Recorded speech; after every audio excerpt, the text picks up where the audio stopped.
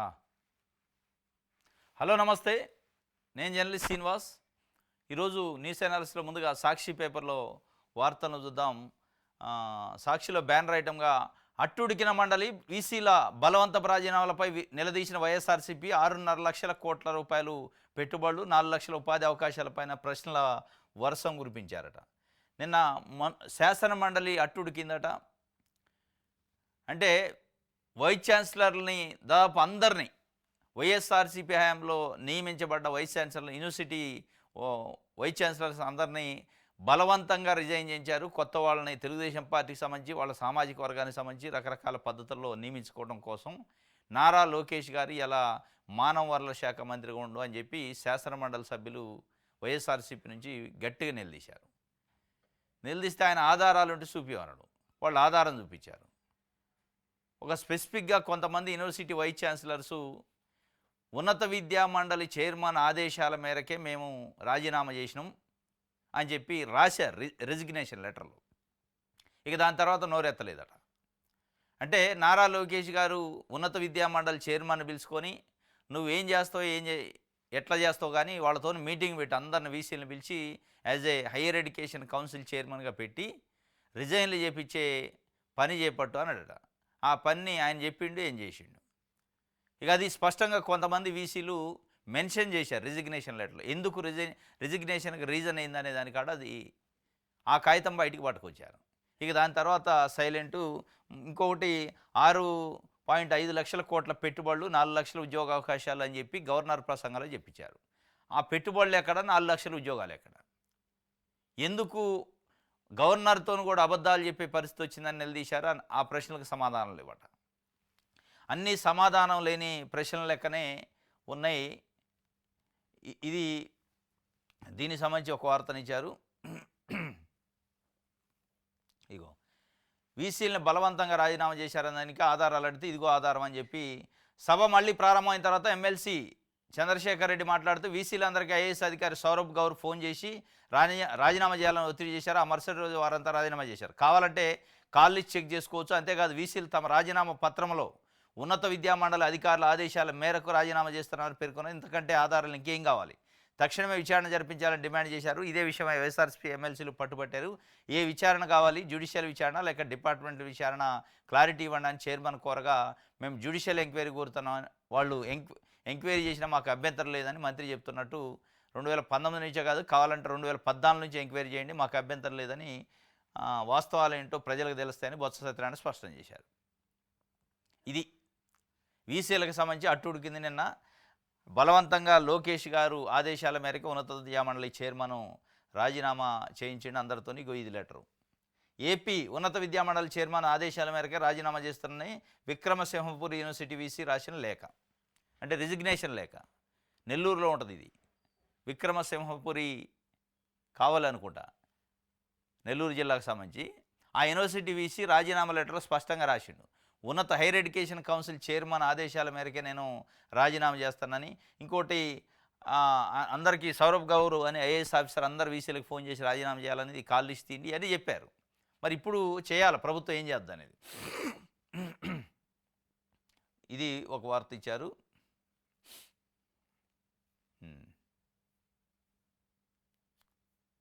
ఇంకోటి సంక్షేమం అభివృద్ధి ఆ తర్వాత ఏనట, ముందు సంపద సృష్టించాలట ముఖ్యమంత్రి చంద్రబాబు నాయుడు గారు చెప్పిండు. సంక్షేమము అభివృద్ధి ఇప్పుడు మేము చేయం, ముందు సంపదను సృష్టించాలి అని చెప్పిండు. మరి మీరు సూపర్ 6 అని చెప్తారు, దాంట్లో సంక్షేమం ఉంది, మళ్ళీ అభివృద్ధి అంటారు. మరి ఇవన్నీ పక్కన పెట్టేదైతే ఎలక్షన్లో చెప్పాలి కదా, మేము సంక్షేమము అభివృద్ధి చేయం, సంపదను సృష్టిస్తా నేను ముఖ్యమంత్రి అయితే దాని తర్వాతనే వెల్ఫేర్ అండ్ డెవలప్మెంట్ చేస్తా అని చెప్తే పోయేది. మరి అయ్యాలేమో లేదు నాకు సంక్షేమం చేస్తా, సూపర్ 6 చేస్తా, గ్రామ వాలంటీర్లు పెడతా, సచివాలయాలను ఉంచుతా అన్నీ చెప్తాయి. ఇవాళ మాట మాట్లాడుతున్నా అనేది స్పష్టంగా అర్థమవుతుంది. ఎప్పుడు చేస్తారు మరి సంక్షేమ అభివృద్ధి? మళ్ళీ ఎన్నికలు వస్తేనా? సంపద ఎప్పుడు సృష్టిస్తారు? అసలు ఎవరు సంపద అంటే మీరు, మీ క్యాబినెట్లో ఉన్న నాయకులు, లేదా మీ నాయకులు, మీకు సంబంధించిన చుట్టాలు, బంధువులు సంపదన పెంచేది, సృష్టించేది, లేదా ప్రజలదే, రాష్ట్రాందే?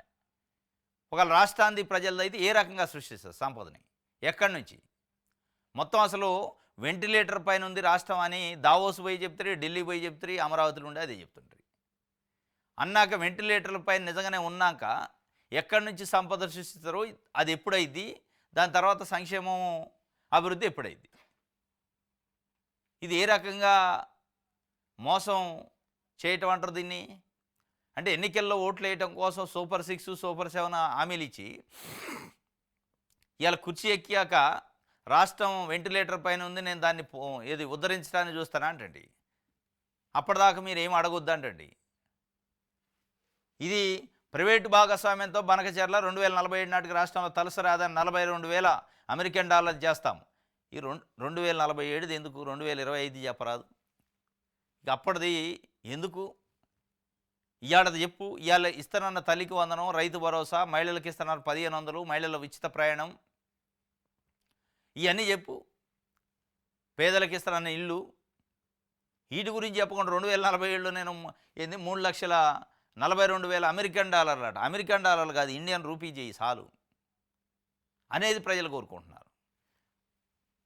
కేంద్రంతో కలిసి 3 విడతల్లో రైతు భరోసా సాయం 2027 డిసెంబర్ నాటికి పోలవరం పూర్తి చేస్తాం. రాష్ట్రాన్ని అభివృద్ధి చేయాలంటే ముందుగా సంపద సృష్టించాలి, ఆ తర్వాతే ఆ ఆదాయాన్ని సంక్షేమం అభివృద్ధికి ఖర్చు చేయాలి. ఆలోచన ప్లస్ ఆశలు ఉన్నాయి, కానీ డబ్బులు లేవు. ఇప్పుడు తెలిసింది. అదే ఆలోచన ఆశలనే ప్రజల్లో రేపి ఓట్లు వేయించుకొని ఇప్పుడు డబ్బులు లేవు అనే పరిస్థితి. అంటే ఇది ఒక రకంగా లిటరల్గా నెట్ట నిలువుగా వంచన మోసం చేయటమే. ఇది ఆయన చెప్తుండు. అభివృద్ధి అనేది తర్వాత, ముందు సంక్షేమం అభివృద్ధి తర్వాత నేను ముందు సంపద సృష్టించుకొని అని చెప్తుండు. పోలీసులు తప్పుల మీద తప్పులు చేస్తున్నారు, డీజీపీ పోస్టుపై గౌరవంతో నియంత్రించుకుంటున్నాం. ఘాటు వ్యాఖ్యలు చేసిన high court social media activist Ramana arrest విషయంలో డీజీపీ నుంచి నివేదిక ఆశించాం. రాతపూర్వక ఆదేశాలు ఇస్తేనే నివేదిక ఇస్తామంటే అలాగే ఆదేశాలు ఇస్తాం. పరస్పర విరుద్ధంగా విశాఖ కమిషనరు, ప్రకాశం ఎస్పీలు నివేదికలు తదుపరి విచారణ మార్చి 11 వాయిదా పడింది. ఇదే విషయం పైన గతంలో కూడా పోలీసుల పైన అంటే ఘాటైన వ్యాఖ్యలు చేసింది హైకోర్టు, నిన్న కూడా చేసింది. అంటే సోషల్ మీడియా యాక్టివిస్టు రమణాని అరెస్ట్ చేశారు. బోసు రమణాని దర్శి పోలీస్ స్టేషన్లో ఉండని, ఇట్లా మార్కాపురం పోలీస్ స్టేషన్ అని రకరకాల అక్కడ తిప్పారు. లేదు మేము అరెస్ట్ చేయలేదని మళ్ళీ ఇచ్చాపురం పోలీస్ స్టేషన్లో అరెస్ట్ చేసినట్టు చూపించారు. డీజీపీ గారిని ఓరల్ ఇన్స్ట్రక్షన్స్ ఇచ్చారు, మీరు అసలు ఒక రిపోర్ట్ వేయండి అని, స్టేట్మెంటు. ఇంతవరకు అడ్రస్ లేదట. అంటే కోర్టు అంటే లెక్కలేనితనము. అంటే డీజీపీ పోస్టుకున్న గౌరవం దృష్ట్యా మేము అంటే ఇక్కడికి వచ్చి అటెండ్ కావాలి, బోన్లో నిలబడే పరిస్థితి చేయట్లేదు, ఒకవేళ అట్లే చేయాలంటే చేస్తాం అని చెప్పి రాతపూర్వకమైన ఆదేశాలు కూడా ఇస్తాం అవసరం అయితే అని చెప్పింది. అయితే దీంట్లో నేను ఏంటంటే ప్రకాశం జిల్లా ఎస్పీ గారు, తర్వాత విశాఖపట్నం కమిషనరు ఇద్దరు చెరొక స్టేట్మెంట్ ఇచ్చారు, నివేదికలు, రిపోర్ట్స్ విరుద్ధంగా ఇచ్చారు. అంటే అరెస్ట్ విషయంలో బోసు రమణాన్ని ఎవరు అరెస్ట్ చేశారు అనే విషయంలో ఈ 2 జిల్లాల ఒక కమిషనరు ఒక ఎస్పీకి డైరెక్షన్స్ ఇచ్చింది రిపోర్ట్ ఏమని. ఆ రిపోర్ట్ తప్పులు తడగ్గిచ్చారట, ఇద్దరు విరుద్ధంగా ఇచ్చారు. ఇది విశాఖపట్నం కమిషనర్ ఏం మేము అరెస్ట్ చేయలేదని, ప్రకాశం కమిషనర్ మేము అరెస్ట్ చేయలేదు. ప్రకాశం ఎస్పీ ఏమంటాడు, మేం కాదు విశాఖపట్నం కమిషనరేట్ పరిధిలో అరెస్ట్ అయ్యారు అని చెప్పి. లేదు మాది కాదు ప్రకాశం జిల్లా పరిధిలో అరెస్ట్ అయ్యారని ఇద్దరు వైస్ వర్సా ఇచ్చారట రిపోర్టు. మొత్తం మీద హైకోర్టు అయితే కీలక వ్యాఖ్యలు చేసింది. పోలీసులు తప్పుల మీద తప్పులు చేస్తూ ఉన్నారు, దీనికి మరి ఇక మేము సీరియస్ తీసుకోవాల్సి వద్దని కూడా చెప్పింది. చెప్పినట్టు చేసి తీరాల్సిందే. మద్యం విధానంపై అక్రమ కేసుల్లో సిఐడి బెదిరింపులు, మాట వినకుంటే తీవ్ర పరిణామాలు అంతు చూస్తామని హెచ్చరిక. ముఖ్య నేత ఆదేశాలతో పక్కా పన్నాగమాట. మొత్తానికైతే చెప్పినట్టు చేయాలి. టార్గెట్గా ఎంపీ మిథున్ రెడ్డిని టార్గెట్ చేశారు. మద్యం కుంభకోణంలో ఏదో ఒక రకంగా ఇరికేయాలి, మద్యం కుంభకోణం ఉందని చెప్పాలి. బెవరేజెస్ కార్పొరేషన్స్ ఎండీ వాసుదేవ్ రెడ్డిని తీవ్రమైన ఒత్తిడి చేస్తున్నాడు. మేము చెప్పిన పద్ధతిలో స్టేట్మెంట్ రాసి, ఇప్పటికే ఒక ఉద్యోగిని బలవంతంగా రాయించారట, అందులో పనిచేసిన ఆయన్ని. ఇప్పుడు ఆ చైర్మన్ కూడా మాజీ చైర్మన్, ఆయన్ని తీవ్రమైన తిప్పలు పెడతారట. ముప్పు తిప్పలు పెట్టి ఎట్టి పరిస్థితుల్లో నువ్వు జగన్మోహన్ రెడ్డికి మిథున్ రెడ్డికి సంబంధం ఉంది దీంట్లో అని చెప్పాలా అని, మేము చెప్పింది చేయాల్సిందే, లేకపోతే తీవ్రమైన పరిణామాలు ఉంటాయని బెదిరించే కార్యక్రమం అట. రైట్, ఇది ఒక వార్త. ఇంకోటి, తిరుపతి అంశంపై సిబిఐ విచారణకు ఆదేశించండి, పోలీసుల పాత్రను తేల్చేందుకు సిట్టు వేయండి. హైకోర్టులో సుబ్రహ్మణ్యం స్వామి పిల్లేసిండి నిన్న. తిరుపతి డిప్యూటీ మేయర్ ఎన్నిక సందర్భంగా ఈ నెల 3, 4 తేదీల్లో అధికార పార్టీ ప్రోద్బలంతో పెద్ద ఎత్తున దాడులు, కిడ్నాపులు ఆ కార్పొరేటర్లని కిడ్నాప్ చేసి ఎత్తపోయారు. వాటిపైన తప్పనిసరిగా కేసు పెట్టి లోపటేయాలి, సిబిఐ ఎంక్వైరీ చేయాలని సుబ్రహ్మణ్య స్వామి ఒక పిల్లు వేసిండు నిన్న హైకోర్టులో అమరావతిలో. తిరుపతి డిప్యూటీ మేయర్ ఎన్నికల సందర్భంలో మేయరు అక్కడ ఉన్న కార్పొరేటర్లను బలవంతంగా కిడ్నాప్ చేశారు. ఇవాళ వల్లభనేని వంశీని ఏదైతే కిడ్నాప్ కేసులో తీసిపోయి జైల్లో పెట్టారో అదే పద్ధతిలో అక్కడ కూడా వల్లభనేని వంశీ సత్యవర్ధన్ అనే వ్యక్తిని కిడ్నాప్ చేసిండని చెప్తున్నారు. ఆ కేసుతో తీసిపోయారు. మరి ఇక్కడ కూడా ప్రజల చేత ఎన్నుకోబడ్డ కార్పొరేటర్లను కిడ్నాప్ చేస్తే అది ప్రజాస్వామ్యం పైన దాడేగా, ప్రజాస్వామ్యాన్ని కిడ్నాప్ చేసినట్టు. మరి దీనిపైన ఇంకా పెద్ద కేసులు పెట్టాలి, జైలుకు పంపాలి అందరినీ. దానిపైనే సుబ్రహ్మణ్య స్వామి మాజీ రాజ్యసభ సభ్యుడు, బీజేపీ నాయకుడు హైకోర్టులో పిల్లేసిండు నిన్న. దాంతోపాటు ఆయన ఇంకా కీలక వ్యాఖ్యలు కూడా చేసినట్టే అక్కడ హైకోర్టు ముందు మీడియాతో మాట్లాడుతూ ప్రతిపక్ష హోదా ఇవ్వడంలో తప్పు లేదు, జగన్మోహన్ రెడ్డి ఏ ప్రతిపక్ష హోదాను అయితే అడుగుతుండో దాంట్లో తప్పు లేదు, ఇవ్వటంలో ఆయన అడిగిన దాంట్లో తప్పు లేదు, ఇచ్చిన తప్పు లేదు. ఈ 10% మెంబర్లు కంపల్సరీగా గెలిచి ఉండాలి, అంటే హౌజ్లో ఉన్న టోటల్ మెంబర్స్లో మినిమం 10% గెలిచి ఉంటేనే ఆ పార్టీకి ప్రధాన ప్రతిపక్ష హోదా ఇస్తారనేది భారత రాజ్యాంగం చెబుతుంది. దాని ప్రకారం ఇవ్వకూడదనేమో గవర్నమెంట్ చెప్పింది. ఇచ్చే ప్రయోజనం ఉందో ఆల్రెడీ ఢిల్లీలో ఇచ్చారు. ఢిల్లీలో 2015లో బీజేపీ 3 సీట్లే గెలిచింది, ఆమ్ ఆద్మీ పార్టీ 67 సీట్లు గెలిచింది. మొత్తం 70 సీట్లు ఉన్నాయి ఢిల్లీలో. 70కి 10% అంటే 7 సీట్లు గెలిస్తేనే ప్రతిపక్ష హోదా ఇవ్వాలి. కానీ 3 సీట్లకే బీజేపీకి ఇవాళ చంద్రబాబు నాయుడు గారు ఏ కూటమిలో అయితే ఇవాళ ఉన్నాడో ఎన్డీఏ కూటమిలో, ఆ ఎన్డీఏ కూటమికి హెడ్ అయిన బీజేపీకి 2015లో ఆమ్ ఆద్మీ పార్టీ అరవింద్ కేజ్రీవాల్ ముఖ్యమంత్రిగా ఉన్నప్పుడు ప్రధాన ప్రతిపక్ష హోదా ఇచ్చిండు. కాబట్టి ఇవ్వచ్చు అనేది వైఎస్ఆర్సీపీ చెబుతుంది, సుబ్రహ్మణ్య స్వామి గారు చెబుతున్నారు. అంటే అది ఒక ప్రొవిజన్ కింద, స్పీకర్ విచక్షణ అధికారం కింద ప్రభుత్వం ఇయ్యదలుచుకుంటే ఇవ్వచ్చు, తప్పులేదు. ఆడ అరవింద్ కేజ్రీవాల్ ముఖ్యమంత్రిగా ఉండు కాబట్టి ఇచ్చిండు. ఆయన ప్రజాస్వామ్యవాది, ప్రజల కోణంలో ప్రతిపక్షం ఉండాలి, మన ప్రశ్నించాలని అనుకుండు కాబట్టి ఇచ్చిండు. ఇక్కడ ఉన్నది చంద్రబాబు నాయుడు గారు. చంద్రబాబు నాయుడు గారు అంత తేలిగ్గా ఇస్తాడా అంటే అంత ఈజీగా ఇచ్చేది కాదు. ఎందుకంటే ఆయన 1995లో ముఖ్యమంత్రి కావడమే డైరెక్ట్ ప్రజల నుంచి కాలే, వేరే దగ్గర నుంచి గుంజుకుండా ఎన్టీ రామారావు గారి దగ్గర నుంచి పార్టీని, ప్రభుత్వాన్ని.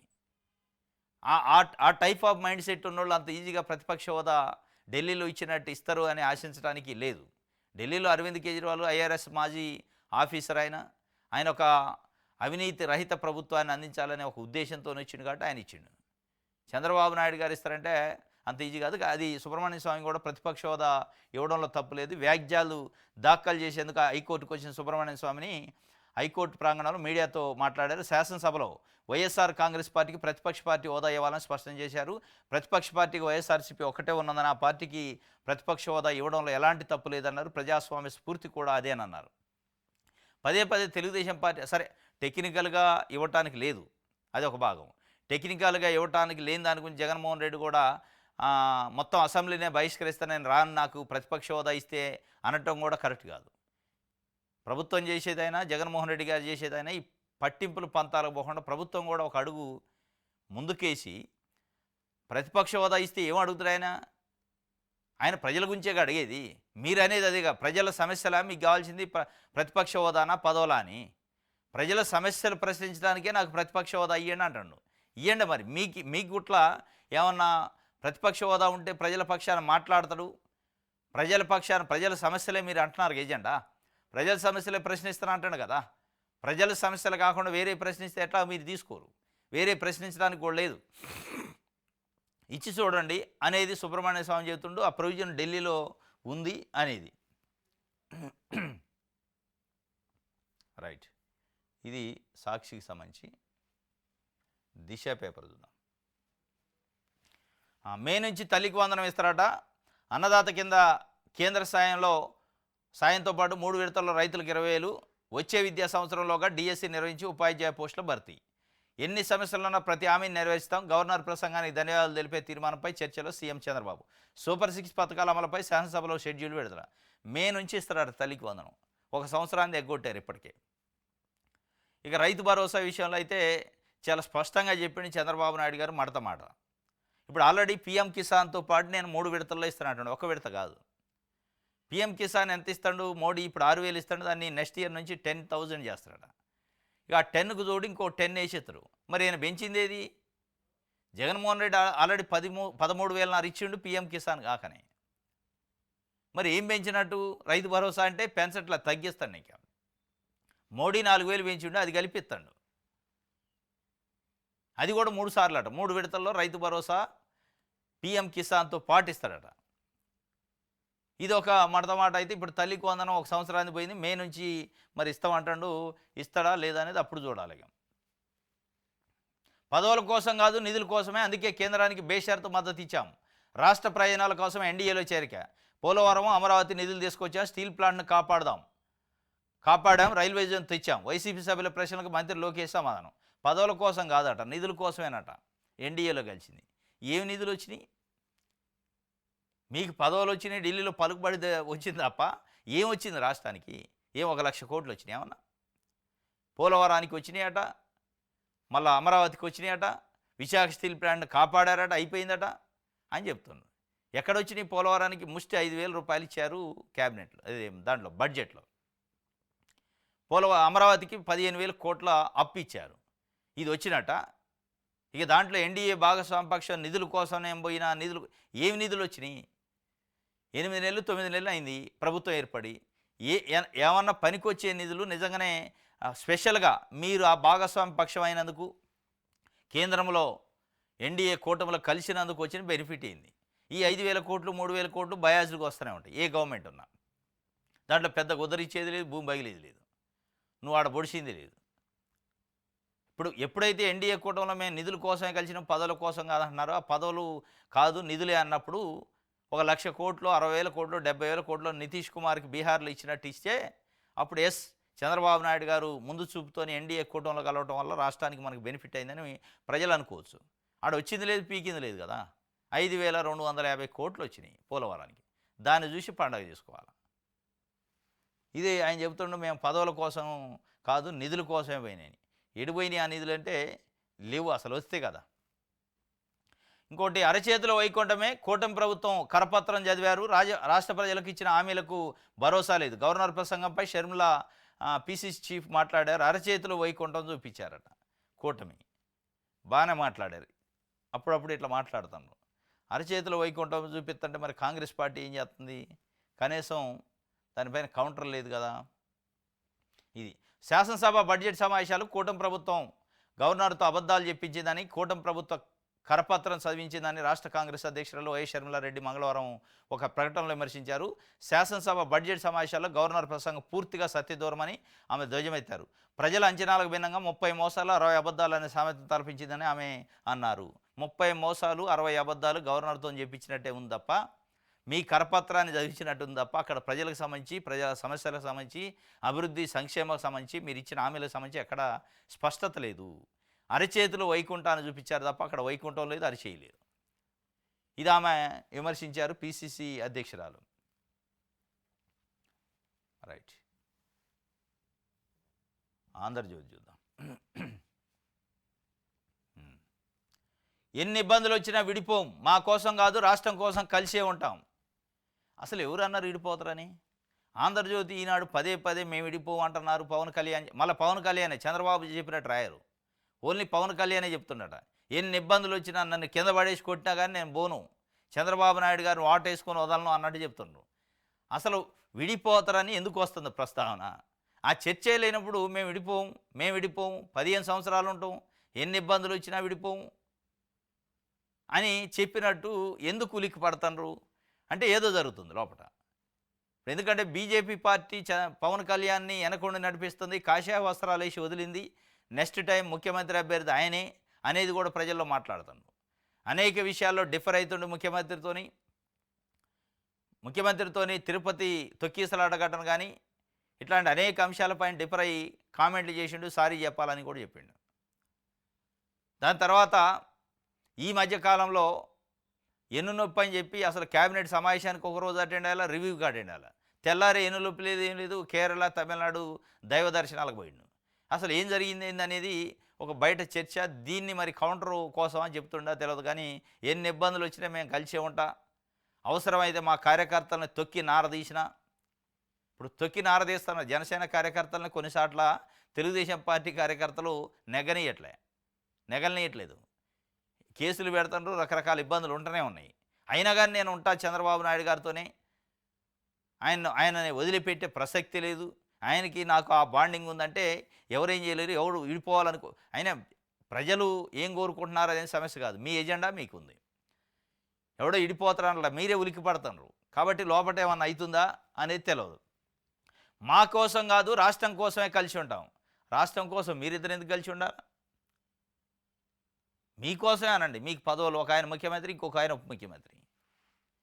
రాష్ట్రం కోసమే ఉంది. మీరు రెండు కలిస్తేనే రాష్ట్రం ఉంటుందా, లేకపోతే ఉండదా? పవన్ కళ్యాణ్ గారు, చంద్రబాబు నాయుడు గారు కలిసి ఉంటేనే ఉంటుందా రాష్ట్రం? ఇబ్బందులు ఉంటే మనం ఒక మాట అనుకుందాం, కానీ మన కమిట్మెంట్ ప్రజలేనన్నది గుర్తుంచుకోవాలి. కంఠంలో ప్రాణం ఉన్నంత వరకు రాష్ట్ర అభివృద్ధి కోసం, ప్రజల కోసం కట్టుబడి ఉంటాం, దేశం కోసం ప్రాణం ఇస్తాం అని ఉప ముఖ్యమంత్రి పవన్ కళ్యాణ్ చెప్పిండు. వీళ్ళ బాధ ఏంటంటే ఆంధ్రజ్యోతి ఈనాడు లోపల గుసగుసలు, గాసిప్స్ వినపడుతున్నాయి. ఏదో అవుతుంది, కూటమిలో ఏదో అవుతుంది, పవన్ కళ్యాణ్ గారు కరెక్ట్ లేడు, సెట్ రైట్ లేడు, విభేదాలు ఉన్నాయి లోపల అనేది చర్చ వస్తుంది. ఆ చర్చను మాఫీ చేయడానికి అప్పుడప్పుడు ఇట్లా బ్యానర్ ఐటమ్ పెడతారు. కలిసే ఉంటాం అని పవన్ కళ్యాణ్ చెప్పిండు. మళ్ళీ చంద్రబాబు నాయుడు గారు, లోకేష్ చెప్పినట్టు ఉండదు, ఓన్లీ పవన్ కళ్యాణ్. ఎందుకంటే ఇప్పుడు ఆయనతోనే ఉంది వీళ్ళకి తిప్పలు. జగన్మోహన్ రెడ్డి గారి కంటే కూడా పవన్ కళ్యాణ్తో ముసళ్ళ పండగ ముందు ఉంది. ఎడు దిప్పుతుడో తెలియదు. ఇది ఒక వార్త.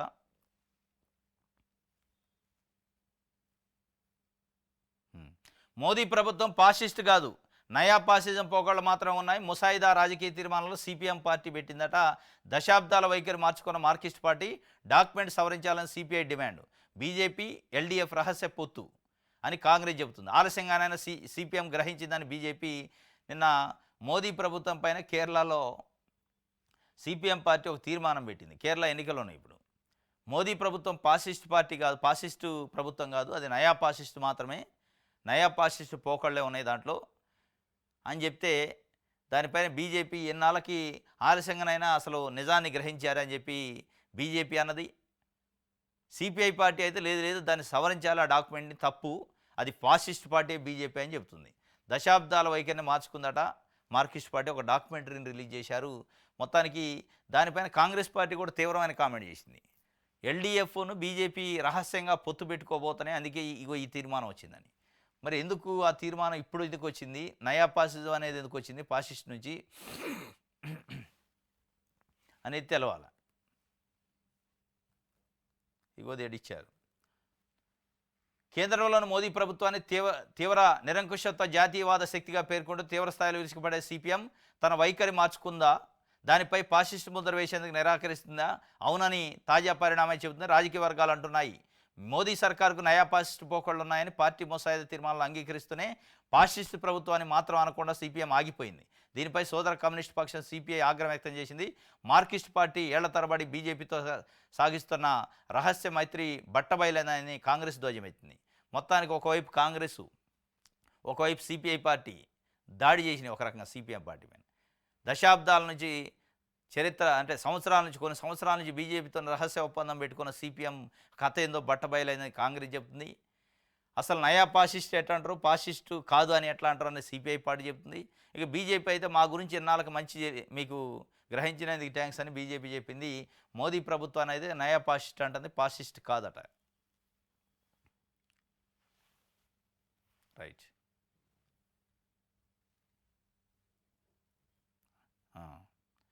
తెలియదు మర్చిపోయా గుర్తులేదట. ఏ సినిమాలో ఉంటుంది బాద్షా సినిమా, తెలియదు మర్చిపోయినా గుర్తులేదు, లేదంటే మూడే పదాలు నేర్చుకుంటారు. ఆ 3 పదాలే చెప్పిన, తెలియదు మర్చిపోయినా గుర్తులేదు. మరి తెలియకపోతే మర్చిపోతే గుర్తు లేకపోతే ఎవరు చెప్పాలా? మీకు ఏదో ఒకటి గుర్తుంటుంది కదా, చెప్పాలి కదా. అంటే దీని అర్థమైంది క్రైమ్ చేశారా అనేది డౌట్ వద్దు కదా. దర్యాప్తు అధికారుల విచారణలో అదుర్స్ సినిమా చూపించిన వైసీపీ నేత వంశీ సత్యవర్ధన్ ఎవరో కూడా తెలియదట. ఒక రాత్రి అంతా సత్యవర్ధన్ తన ఇంట్లో ఉన్నాడని వెల్లడి, కానీ గుర్తించలేదట. ఇంటి నుంచి వెళ్ళిపోయాకే తెలిసిందట. టీడీపీ కార్యాలయంపై దాడి కేసులో యూటర్న్పై బలవంతం చేయలేదట. ఫోన్లు ఎక్కడున్నాయో గుర్తులేదని సత్యవర్ధన్ ఎక్కిన కారు తనది కాదని బొంకు చేసిండట. 30 ప్రశ్నలు సంధించిండట దర్యాప్తు అధికారులు. నిన్న ఒలవనేని అంశం దర్యాప్తు చేశారు. సత్యవర్ధన్ ఎవరు అంటే తెలియదు, ఫోన్ ఎక్కడ పెట్టినామంటే గుర్తులేదు, మర్చిపోయినా, ఇట్లా చెప్పిండట. అదుర్స్ సినిమాలో ఉంటుంది, జూనియర్ ఎన్టీఆర్ చెప్తా ఉంటాడు, 3 ముక్కలు చెప్తాడు. ఇంకా ఆ ముక్కలే నిన్న అదుర్స్ సినిమా చూపించిండట పోలీసులకి. రైట్. ఇది ఆంధ్రజ్యోతి. ఆంధ్రప్రభ చూద్దాం. మే నెలలో తల్లికి వందనం, అన్నదాత కింద కేంద్ర సాయంతో 3 విడతల్లో రైతులకు 20,000 రూపాయలు అని చెప్పి ఒక వార్తనిచ్చిండు. ప్రజల కోసం బలంగా నిలబడతాం, ఎవరెన్ని రకాలుగా మాట్లాడినా కూటమి ఒకే కుటుంబంలో కలిసి ఉంటుంది. ఎవరెన్ని మాట్లాడరు, ఎందుకు మాట్లాడతారు? మీ మధ్యలో ఏదైనా కథ ఉంటేనే ఇవి స్టేట్మెంట్లు వస్తాయి. మేము కలిసే ఉంటాం, విడిపోం, మేము విడిపోం ఎప్పుడు వద్ది? ఏదైనా తేడాలు ఉన్నప్పుడే ఆ గుసగుసలు స్టార్ట్ అయినప్పుడు ఈ గుసగుసలు వస్తాయి.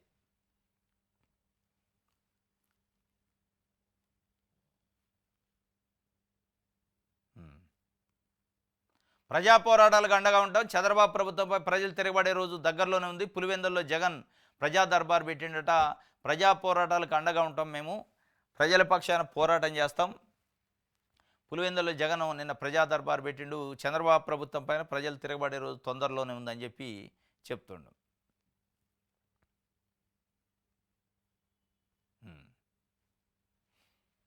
ఇది ఆంధ్రప్రభకు సంబంధించి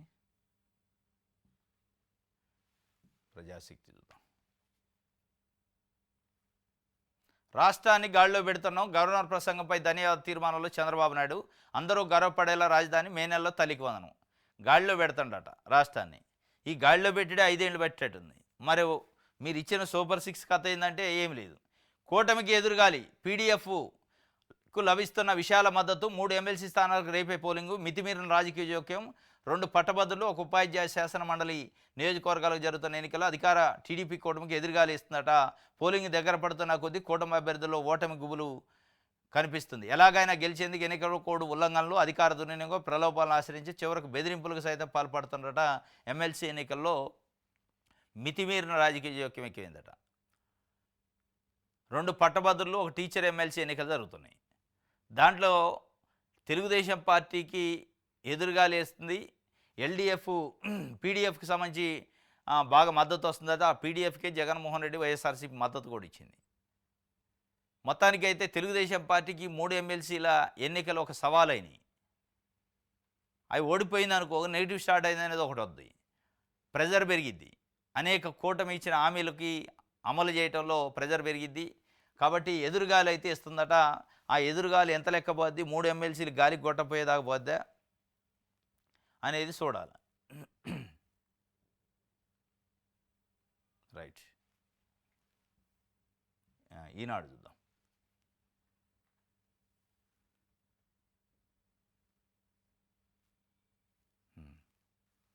మే నెలలో తల్లికి వందనమాట, సూపర్ 6 హామీలన్నీ అమలు చేస్తాం. ఎవరు వద్దంటారు అమలు చేస్తే? చేయాలని జనాలు అడుగుతున్నారు, మీరే చేయట్లే. మే నెలలో తల్లికి వందనమాట. వైకాపాను తట్టుకొని నిలబడ్డ చంద్రబాబుకి హ్యాట్సప్. గవర్నర్ ప్రసంగం వేళ వైకాపా ప్రవర్తన నాటి విధ్వంసాన్ని గుర్తు చేసింది. 15 ఏళ్ల అధికారంలో కూటమి ప్రభుత్వం ఉంటుంది, శాసనసభలో ముఖ్యమంత్రి పవన్ కళ్యాణ్ అన్నాడట. వైకాపాను తట్టుకొని నిలబడ్డట చంద్రబాబు, హ్యాట్సప్ చెప్పిండట పవన్ కళ్యాణ్. అసెంబ్లీకి పోయిందే దాన్ని మాట్లాడటానికే. ఇప్పుడు చంద్రబాబు నాయుడు గారికి హ్యాట్సప్ చెప్పడానికి అసెంబ్లీకి పోయి చర్చించాల్సిన అవసరం లే. ప్రజల సమస్యలు, ప్రజలకి ఏదైనా చేసేదాని గురించి మాట్లాడటానికి అసెంబ్లీకి పోవాలి తప్ప. ఇప్పుడు చంద్రబాబు నాయుడు గారికి పవన్ కళ్యాణ్ హ్యాట్సప్ చెప్తారు. పవన్ కళ్యాణ్ గారికి చంద్రబాబు నాయుడు గారు గట్టి లీడరు, బలమైన లీడర్ పవన్ కళ్యాణ్ గారు, నెంబర్ 1 లీడర్ అని ఆయన పొగుడుతురు. మీరిద్దరు పొగుడుకోవడానికి అసెంబ్లీ అవసరం, ఇంట్లో కూర్చొని పొగుడుకోండి, ఏముంది? సోఫాలు ఎదురెదురుగా సోఫాలు వేసుకొని ఆయన్నే నువ్వు పొగుడు, నిన్ను ఆయన పొగుడుతురు. దాన్ని అవసరమైతే వీడియో తీసుకొని మీడియాలో పెట్టండి, అయిపోద్ది. దానికోసం ప్రజలు డబ్బులు పెట్టి ఆడ కూర్చొని అసెంబ్లీలో హ్యాట్సప్లు చెప్పుకోవడానికి పోయింది. వైకాపాని తట్టుకుండా కాబట్టి హ్యాట్సప్ అట. ఏంటిది వైకాపా అంటే? పొలిటికల్ పార్టీ కదా, అంటే ప్రజల మద్దతు లేకుండా తట్టుకుండా ఏంది తట్టుకునేది? 21 ఎంపీలు ఇచ్చి కేంద్రంలో ఎన్డీఏ కూటమిలో భాగస్వామ్యపక్షం చేసి, కేంద్రంలో గతంలో 2019 నుంచి 24 మధ్యలో అపాయింట్మెంట్ కూడా దొరకని చంద్రబాబు నాయుడు గారికి వాళ్ళే ఈయన అపాయింట్మెంట్ తీసుకునే పరిస్థితిని ఆంధ్రప్రదేశ్ ప్రజలు కల్పిస్తే హ్యాట్సప్ చెప్పాల్సింది ఎవరికి మీరు? ప్రజలకి. పని చేయాల్సింది ఎవరికి? ప్రజలకి. ఏమొచ్చింది మరి? 21 ఎంపీలు ఇస్తే ఏమి రాలే, గుండు సున్నా వచ్చింది. దానికి సంబంధించి మీరు చర్చించాలి, అవసరమైతే చంద్రబాబు నాయుడు గారు మరి ప్రజలు చేయాలి తప్ప, ఒత్తిడి చేయాలి తప్ప హ్యాట్సప్లు చెప్పుకుంటున్నాం అంటే ప్రజలకి ఏం ఒరిగింది హ్యాట్సప్ చెప్పడానికి? ఇది ఆయన నిన్న చెబుతుండే, హ్యాట్సప్ చంద్రబాబు నాయుడు గారికి అసలు తట్టుకుండా అంటే మామూలు విషయం కాదంటుండు. ఏంది యుద్ధం చేసిండా కత్తులు పెట్టి? యుద్ధంలో పోయి గెలిచి వచ్చిండా ఏంది?